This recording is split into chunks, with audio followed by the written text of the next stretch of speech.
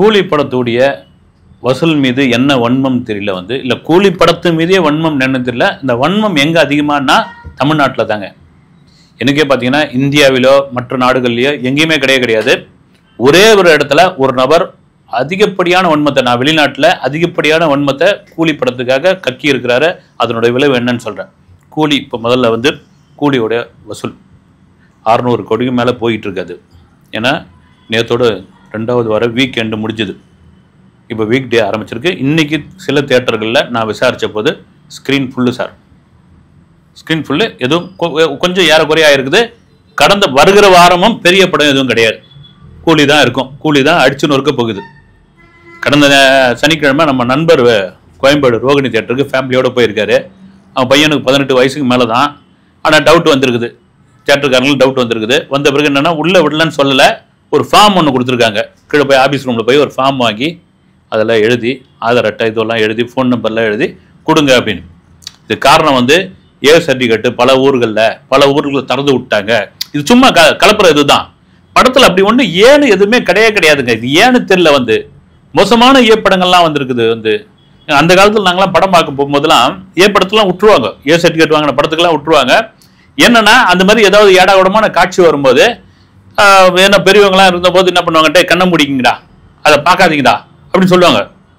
இந்த தாவணி கனவுகள் படத்தில் தான் தங்கச்சிகளோட போய் பாக்கியராஜ் படம் பார்ப்பாரு. எசக்கு பசுக்கான சீன் வரும்போது என்ன பண்ணுவார், சில்லறைங்களை கீழே போட்டு அந்த சில்லறைலாம் கீழே வந்துச்சு பாரு எடுங்கன்னு. ஏதோ முக்கியமான சீன் வரும்போது தான் ஏன்னா சில்லறையை கீழே போடுறீங்க அப்படின்னு. அந்த காலத்தில் அப்படி தான் இருக்கும். இன்னைக்கு காலெல்லாம் மாறி போச்சு. நீ ஏன்னு செல்போனில் அவ்வளோ இது வந்துருச்சு. நான் அது உண்மையில சென்சார் பண்ணக்கூடிய ஒரு விஷயம் தான். அதை நான் நியாயப்படுத்த விரும்பல. அதே சமயத்தில் அந்த ஊரில் சின்ன பசங்களை விட்டாங்க, இந்த ஊரில் திறந்து விட்டாங்க அப்படின்னு. இந்த படத்துக்கு ஏ சர்டிஃபிகேட்டு எதுக்குங்க எதுக்கு இந்த ஏ சர்டிஃபிகேட் அப்படின்னு உண்மையிலே எனக்கு ஒன்றுமே புரியல. அதே வேளையில் பல தியேட்டர்கள், சென்னை மாதிரியான பெருநகரங்களில் உள்ள பல தியேட்டர்களில் வந்திருந்த அந்த வயதுக்கு குறைவான நபர்னு அப்படி தெரிஞ்சா யாரும் அப்படி கூட்டணும் இல்லை, ஒரு ஃபார்ம் இருக்குது, அதை ஃபில் பண்ணிக்கன்னு இருக்காங்க. ஆனால் தொடர்ச்சியாக கூலி படத்தின் மீது வன்மமாக நெகட்டிவ் விமர்சனம் கக்கியவர்களுக்கெல்லாம் எப்பா இது ஒரு இட்டு படம் அப்படின்னு ஒரு வசூலை தமிழக மக்கள் கொடுத்திருக்காங்க, உலக மக்கள் கொடுத்திருக்காங்க, உலக தமிழர்கள் கொடுத்திருக்கார்கள் என்பதில் மாற்று கருத்து கிடையாது. நான் திரும்ப சொல்லதான், நெகட்டிவ் விமர்சனம் எந்த படம் ஓடினது கிடையாதுங்க. ஒரு சில படங்களை தவிர எந்த படம் ஓடினது கிடையாது. நெகட்டிவ் விமர்சனம் பப்ளிக் நெகட்டிவ்னு சொல்லிட்டானா அது நெகட்டிவ் தான். ஆனா பப்ளிக் யாருமே நெகட்டிவ் சொல்ல, விமர்சகர்கள் கூட 3/4 பேர் இல்ல, 90% பேர் யாருன்னு நெகட்டிவ்னே சொல்ல. குறிப்பிட்ட நபர்கள் போய் இந்த படத்தை நெகட்டிவ் அது குறிப்பா தமிழ்நாட்டில் இந்த மாதிரியான குணம் ஏன் அதெல்லாம் அடிச்சு நொறுக்கியாச்சு. Record break. ஜெயிலர் 2க்கான படப்பிடிப்புல ரஜினிகாந்த் இருக்காரு. நெல்சன் பயங்கர ஹாப்பியா இருக்காரு. ஏன்னா நெல்சனை நான் கேள்விப்பட்டதுன்னா பக்கத்துல உட்காந்து வச்சுக்கிட்டு நெல்சன் என்ன பண்ண போறீங்க, ஏது பண்ண போறீங்க, அடுத்து என்ன பண்ணுறீங்க. ஏன்னா ஜெயிலர் மாதிரி ஒரு பிரமாதமான படம். ஜெயிலர் மாதிரி அவர் ஒரு படத்தை எதிர்பார்க்கவே இல்லைங்க அவருக்கு. அப்படி ஜெயிலர் 2ல உற்சாகம் ஆயிட்டார். நெல்சனுக்கும் பெரிய உற்சாகம் ஆயிடுச்சு. இப்போ என்னன்னா இந்த படத்தை ஜெயிலரை தாண்டி ஒரு சூப்பர் டூப்பர் ஹிட் படமா கொடுத்தாங்கன்னு நான் திரும்ப சொல்றதுதான். நீங்க பேட்ட படத்தை போய் பாருங்க. அசல் அக்மார்க் ரஜினி ரசிகனால் மட்டும்தான் அந்த மாதிரியான ஒரு படத்தை தர முடியும். ரஜினி ஒரு சீன்ல இப்படி படுத்துக்கிட்டு இருப்பாரு, இங்க காருக்குள்ள பேசிட்டு இருப்பாங்க. இப்ப திரும்ப பாரு, இப்ப பாருன்னு சொல்லும் போது அந்த லுக் அப்படி மாறும்போது தியேட்டர் சும்மா விசில் பறக்கும். அதுக்கு இணையாதான் கூலியும் இருக்குது. இதுக்கு சொல்றதுக்கான காரணம் என்னன்னா, எங்கேயோ மூல முடுக்கல இண்டு எடுக்கல சோசியல் மீடியாக்களில் உட்கார்ந்து கொண்டு நீங்கள் நெகட்டிவான எதிர்மறையான விமர்சனங்கள் நீங்கள் பண்ணதுனால இந்த படம் ஓடாது நீங்க தப்பு கணக்கு போட்டீங்க, ஓடிடுச்சு. சரிப்பா, அமெரிக்கா, இங்கிலாந்து, ஆஸ்திரேலியா, இலங்கை பிரமாதமான வரவேற்பு. ஏதோ வெளிநாட்டிலேயும் நெகட்டிவ் விமர்சனம் வந்ததுன்னு சொன்னீங்க என்னன்னு உண்மையா அதை பிடிச்சிட்டாங்க. மலேசியாவில் ஒரு நபர் தொடர்ச்சியாக கூலி படத்திற்கான நெகட்டிவ் விஷயங்கள், கூலி படத்தினுடைய வசூலை நெகட்டிவாக தொடர்ந்து அடிச்சுக்கிட்டே இருந்திருக்காரு. தப்பான இது அதை ரொம்ப கீழே இறக்கி பண்ணியிருக்காரு. இந்த படத்தை மலேசியாவில் வாங்கியிருக்கல மாலிக் ட்ரீம்ஸ் நிறுவனம் என்ன பண்ணாங்க, நேராக கேஸை போட்டாங்க, வழக்கு தொடர்ந்துட்டாங்க. அந்த நாட்டு சட்டத்திட்டமே வேற. எங்க நாங்க எவ்வளவு கோடி ரூபாய் கொடுத்து இந்த படத்தை வாங்கியிருக்கிறோம். இந்த படத்தை இங்குள்ள தமிழர்கள், மலாய்க்காரங்க, சைனாக்காரங்க இவ்வளவு பேர் பார்த்து இந்த படத்தை கொண்டாடிக்கிட்டு இருக்காங்க. ஆனா ஒரு நபர் இந்த படத்திற்கு எதிராகவும் இந்த படத்திற்கு தேவையில்லாத விஷயமாகவும் இந்த படத்திற்கு உண்மைக்கு புறம்பான விஷயங்களை தொடர்ச்சியா பதிவிட்டு வராருன்னு ஆதாரப்பூர்வமா எடுத்து போய் கொடுத்துட்டாங்க. போட்டு போன உடனே அலறி போயிட்டாப்ல அந்த நபர். அலறி போய் போட்ட அந்த வீடியோ எல்லாம் டெலீட் பண்ணிட்டு பட்டவர்த்தனமா மன்னிப்பு கேட்டு என்னை மன்னிச்சிடுங்க, என்னை விட்டுருங்க, நான் தெரியாம பண்ணிட்டேன். இதுதாங்க நீங்க ஒரு உண்மையா ஒரு படம் சரியில்லை, ஒரு போறான் ஒரு தியேட்டருக்கு போறான், நம்மளுக்கே அந்த இது உண்டு. ஒரு 190 ரூபா 200 ரூபா கொடுத்து ஒரு படத்தை பார்க்கறதுக்காக எங்க உள்ளங்கையிலே உலகம் இருக்குதுங்க, செல்போனு. இன்னைக்கு வந்து உலகத்திற்குள்ள அத்தனை பொழுதுபோக்கும் வீட்டுக்குள்ள வந்துருச்சு. ஒரு நடுத்தர வர்க்கத்தினுடைய வீட்டுக்குள்ளே வந்துருச்சு. வெளியே போக வேண்டிய அவசியமே இல்லை. அப்படி இருக்கும்போது ஒருத்தனை தியேட்டருக்கு 200 ரூபா செலவு பண்ணி அவன் பெட்ரோல் போட்டுக்கிட்டு வண்டி எடுத்துக்கிட்டு டாக்ஸி பிடிச்சி ஆட்டோ பிடிச்சி வந்து இங்க வந்து பாப்கார்னு அது இது வாங்கி சாப்பிட்டு ஒரு 4 மணி நேரத்தை செலவு பண்ணிட்டு போகும்போது இந்த 200 ரூபாயை தாண்டி ஒரு 2000 ரூபாய் இதுக்கு செலவு பண்ணிருக்கிறமேடா அப்படின்னு பெரும் பெரும் பெரும் மன கஷ்டம் அவனுக்கு இருக்குது. அந்த வெறுப்புல தான் சரியில்லாத படத்தை அவன் வந்து அந்த என்ன சொல்றது வன்மம் கிடையாது, அந்த நெகட்டிவ் கோபத்தை கக்கிட்டு போயிருக்கான். அது மாதிரி சில படங்கள் நடந்திருக்கு. ஆனா கூலிக்கு எந்த பப்ளிக்கா அது மாதிரி சொல்லியிருக்காங்களா பாருங்க. நீங்க என்ஜாய் பண்ணி போய் ஃபேமிலியா போய் படம் பார்க்குறாங்க, வந்து என்ஜாய் பண்ணி பார்த்துட்டாங்க. அதனால் அதை எல்லாம் தவிடுபடி ஆக்கிடுச்சு வந்து இந்த படம் வந்து. அதுக்காக படம் வந்து ஒட்டுமொத்தமா பாசிட்டிவ்லாம் நான் சொல்லவே விரும்பல. இந்த படம் வந்து ஏங்க தமிழ் சினிமாவோட உச்சங்க, இந்திய சினிமாவோட இதுல நெகட்டிவ் இருக்குது. அந்த நெகட்டிவ்க்கு முழு பொறுப்பு லோகேஷ் கனகராஜ் தான், டைரக்டர் தான். இப்ப நெல்சன் ஜெயிலர் 2 ஒரு நெகட்டிவ் இல்லாம ஒரு லேக் இல்லாம அசல் அக்மார்க் ரஜினி ரசிகர்களுக்கும் ஃபேமிலி ஆடியன்ஸுக்கும் பிடிச்சமான ஒரு படமா உருவாகிட்டு இருக்கு, வந்து ஷூட்டிங் போயிட்டு இருக்கு. இதெல்லாம் மீறி கூலி கொண்டாட்டம்னு ஒரு விஷயம் இருக்கு இல்ல, இந்த கூலியினால் பயன்பெற்றவர்கள், இந்த கூலியினால் தனக்கு ஒரு பெரிய இது கிடைச்சது. இப்போ சௌபின் அவர் என்ன போட்டிருக்காரு, ரஜினிகாந்த், சௌபின், அமீர் கான் 3 பேர் இருக்கிற ஸ்டில்ல போட்டு என் வாழ்நாளில் இப்படி ஒரு படம் எனக்கு இனிமேல் கிடைக்கும்னு நான் நினைக்கல. சினிமாவில் என்ன மேஜிக் பண்ணாலும் நடக்கும். நான் எதிர்பாராமல் நடந்த அந்த மேஜிக் இது. நான் போகிற இடமெல்லாம் எனக்கு பெருமை சேர்க்குதுன்னா அது ஒன்லி ஒன் இந்த கூலி படத்தினால தான். அதுவும் சூப்பர் ஸ்டார் ரஜினிகாந்த் அவர்கள் கூட நடிச்சது தான். அமீர் கான்லாம் என்னுடைய கனவு. நான்லாம் ஒரு தூரத்துல இருந்து பாப்பேனா, சூப்பர் ஸ்டார் அதாவது எனக்கு பக்கத்து மாநிலத்தில் இருக்காரு. அமீர் கான்லாம் நான் எங்க இருந்து பாப்பேன்னு நினைச்சேன். ஆனால் நான் இந்த ஒரு பொன்னான வாய்ப்பு எனக்கு கடவுளுக்கு நன்றி, ரசிகர்களுக்கு நன்றி, குறிப்பாக சூப்பர் ஸ்டார் ரஜினிகாந்துக்கு நன்றின்னு அவர் ஒரு பதிவு போட்டிருக்காரு. இதுதாங்க கொண்டாட்டத்துடைய உச்சம். இது ஒரு படத்தினுடைய வெற்றி இதுதான். அதே போல பாருங்க, கல்கி படம் எடுத்த நாக் அஸ்வின், கல்கி படம் 1000 கோடி விங்கில் வந்த படம் வந்து ஒரு பேன் இந்தியா படம். அந்த டைரக்டர் வந்து ரஜினி பார்த்து ஒரு கதை சொல்லியிருக்காரு. அது 2 விதமா சொல்றாங்க. அவர் ஒரு கதையை முழுநில கதையை சொல்லிட்டாரு, கதையை கம்ப்ளீட்டா கேட்டுட்டு ஸ்கிரீன் பிளே வரைக்கும் சொல்லிட்டாரு.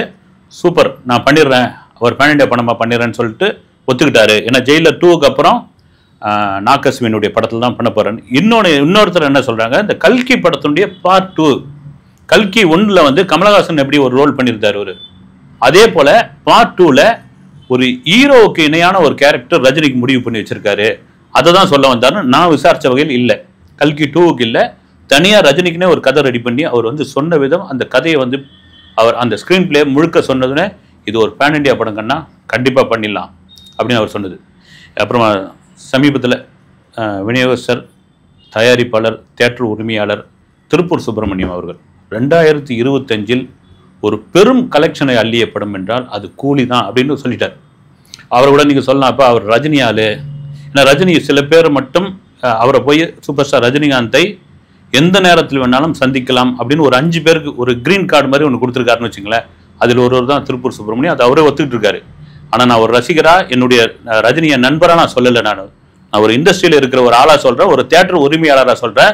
2025 குட் பேட் அக்லிக்கு அப்புறம் வந்து ஒரு வசூலை கொடுத்த படம், அதுவும் எதிர்பார்க்காத ஒரு வசூலை கொடுத்த படம் கூலி தான். அதே சமயத்தில் மிகப்பெரிய தோல்வியை கொடுத்த படம் தக் லைஃப் மாதிரியான படங்கள் வந்து, அதெல்லாம் எங்களுக்கு பெரிய இதாகிப்போச்சு. சுமாரான படங்கள் ஒரு சிலதா வந்து. ஆனால் இந்த 2025 தியேட்டருக்காரங்க நல்லா சம்பாரிச்சுக்கிட்டு இருக்கும்பா அப்படின்னு சொல்ற அளவுக்கு இந்த படம் தான் இருக்குது. இந்த காரணம் என்னன்னா, உண்மையிலேயே அவர் பாரபட்சம் இல்லாத பேசக்கூடியவர் திருப்பூர் சுப்பிரமணியம். அதுல வந்து இவர் முன்ன வச்சு பேசுறது, அவர் பின்ன வச்சு பேசுறதுல ஒன்றும் அவர் கிடையாது. ரஜினிக்கு நெருக்கமானவர் தான். அது வந்து பாபா படம் சரியா ஓடல, டிஸ்ட்ரிபியூட்டர் தியேட்டருக்காரங்களாம் பெரிய வருத்தத்தில் இருக்காங்க சார்னு அவர் தான் போய் ரஜினி கிட்ட சொன்னது வந்து அந்த சமயத்தில்.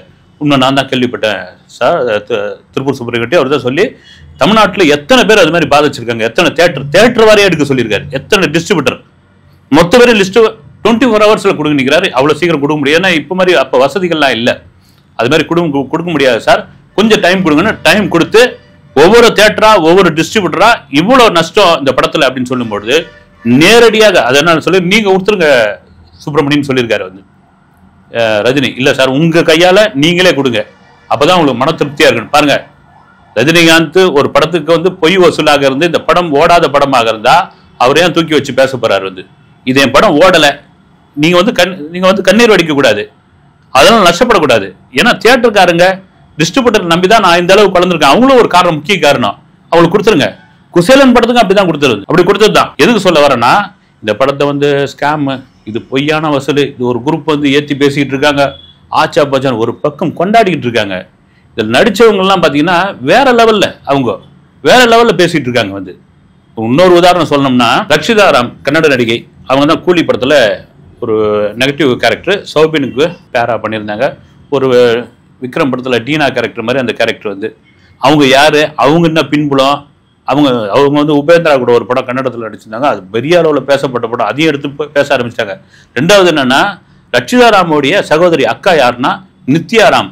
நம்ம தமிழில் நந்தினின்னு ஒரு சீரியல் ஒன்று வந்தது, பெரிய ஃபேமஸ் அந்த சீரியல். அந்த சீரியலில் முக்கியமான லீட் ரோலில் நடிச்சது தான் வந்து இந்த நித்யாராம்.